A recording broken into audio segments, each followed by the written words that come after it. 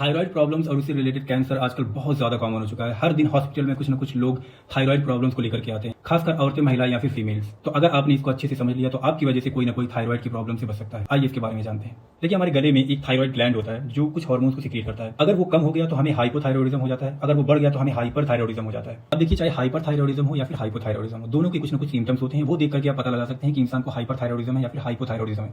लेकिन उसको जानने से पहले हम इसके बारे में ये जानेंगे कि आखिर ये हार्मोन सीक्रेट कैसे होते हैं, इसके पीछे का मैकेनिज्म क्या होता है। हमारे ब्रेन के अंदर एक ग्लैंड होती है जिसको हम बोलते हैं पिट्यूटरी ग्लैंड, उसको हम मास्टर ग्लैंड भी बोलते हैं। देखिए, ये होती है पिट्यूटरी ग्लैंड जो हमारे ब्रेन में प्रेजेंट होती है। ये क्या करती है, हमारे थायराइड ग्लैंड को स्टिमुलेट करती है T3 और T4 हार्मोन सीक्रेट करवाने के लिए। इन्हीं को हम बोलते हैं थायराइड हार्मोन। और ये कैसे करती है, TSH हार्मोन को सीक्रेट करती है। ये स्टिमुलेट करता है थायराइड ग्लैंड को T3 और T4 सीक्रेट करवाने के लिए। हाइपोथायरॉयडिज्म में क्या होता है, ये दोनों हार्मोन्स कम हो जाते हैं। तो अगर ये दोनों हार्मोन्स कम हो गए तो पिट्यूटरी क्या बोलेगा, पिट्यूटरी TSH को बोलेगा भाई तुम बढ़ जाओ, क्योंकि तुम ही वो हो जो थायराइड को स्टिमुलेट करते हो T3 और T4 को सीक्रेट करवाने में। तो अगर ये कम है तो तुम बढ़ जाओ। अब मान लीजिए कि ये दोनों बढ़ गए हैं तो पिट्यूटरी बोलेगा TSH को कि तुम कम हो जाओ, जिससे कि ये दोनों जो हार्मोन जो बढ़े हुए हैं वो कम हो जाए।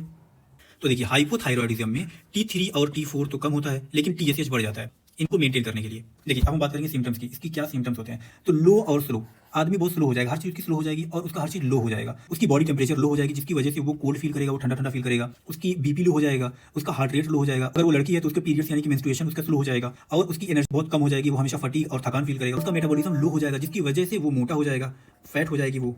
ठीक है, इस तरीके से। हाइपरथायरॉयडिज्म के बारे में, इसमें क्या होता है कि थायराइड हार्मोन्स बढ़ जाते हैं। देखिए, T3 और T4 तो बढ़ गया तो उसको कम करने के लिए TSH को कम होना पड़ेगा। अब हम इसके सिम्टम्स के बारे में बात कर लें तो सिम्टम्स याद रखिए, हाई एंड हॉट।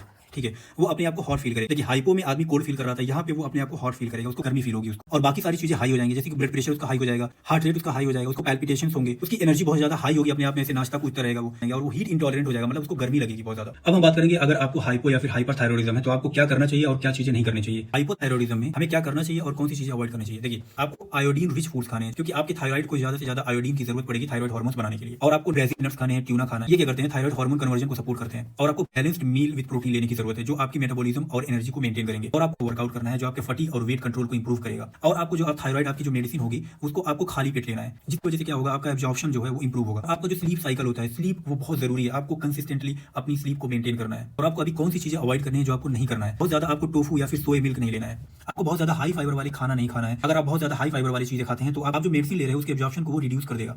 और आपको कभी भी थायराइड के जो आपको मेडिसिन डॉक्टर ने दिया है उसको कभी भी कॉफी के साथ नहीं लेना है। और आपको बहुत ज्यादा गोइट्रोजेंस लाइक रॉ कैबेज नहीं खाना है, ब्रोकली नहीं खाना, गोभी वगैरह, कॉलीफ्लावर वगैरह नहीं खाना है। अब हम बात करते हैं हाइपरथायरॉयडिज्म के बारे में, जहां पे हमारी थायराइड ओवर एक्टिव हो गई है, T3 और T4 बढ़ गए हैं। तो आपको क्या करना है, बहुत ही कामिंग फूड्स खाने हैं, लाइक नॉर्मल दाल चावल वेजीज होते हैं ना, बीन्स वगैरह होते हैं, वो आपको लेना है, जिसकी वजह से आपकी एनर्जी को सपोर्ट मिलेगा और आपके सिम्टम्स रिड्यूस होंगे। और आपको क्या करना है, कैल्शियम और विटामिन डी वाली चीजें लेनी है क्योंकि हाइपरथायरॉयडिज्म में आपके बोन्स लॉस होने लग जाते हैं। और आपको क्या करना है, रिलैक्सेशन को प्रैक्टिस करना है क्योंकि आपको ट्रिमर्स होंगे, पैल्पिटेशंस होंगे, एंजाइटी होगा, तो आपको प्रैक्टिस करना है काम रहने के लिए। और एक बात बहुत इंपॉर्टेंट होती है, आपको हाइड्रेटेड रहना, आपको पानी बहुत ज्यादा पीते रहना है। और आपको क्या करना है, बार बार थोड़ा थोड़ा खाना खाना है, थोड़ा थोड़ा बार बार आपको खाना खाना है।